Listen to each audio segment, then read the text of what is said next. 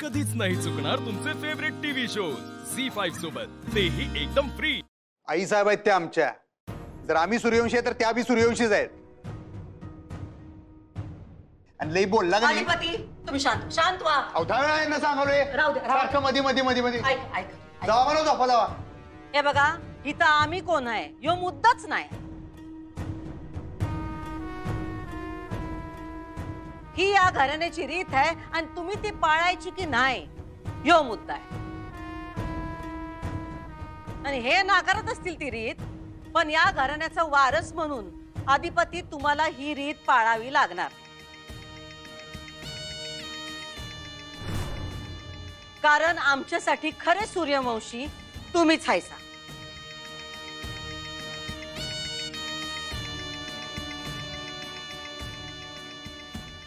पुढले 10 दिवस तुम्हाला सूर्यवंशींच्या नावाचा वापर करायचा नाही। कुणाची म्हणजे कुणाची बी मदत घ्यायची नाही।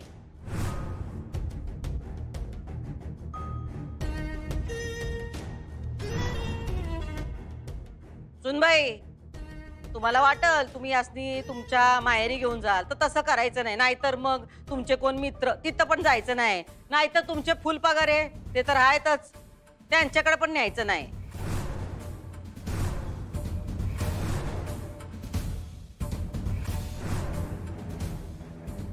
आणि अधिपती तुम्हासनी बी तोच नियम आहे। कोणत्या बी ओळखीच्या माणसाकडे जायचं नाही, नाही तर जाल फॅक्टरीत आणि फॅक्टरीत जाऊन राहाल, तसं करायचं नाही।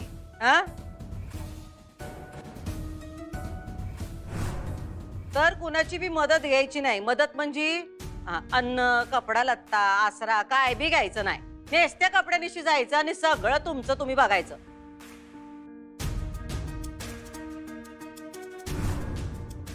स्वतःच्या कर्तृत्वावर 10 दिवस काढायचे बाहेर।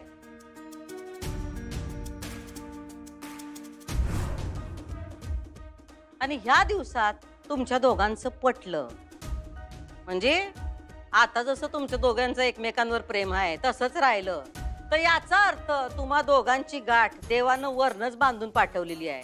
आणि ती एका जन्माची गाठ नाही, 7 जन्माची गाठ आहे।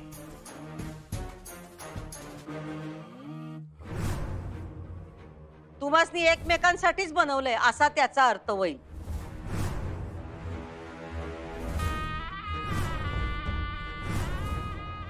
पण जर का ह्याच्या उलट झालं, तुम्ही जर का एकमेकांना सांभाळून नाही घेऊ शकलात तर तुम्ही दोघं संसार करण्याच्या लायकीचे नाहीत आणि हीच तुमची परीक्षा आहे।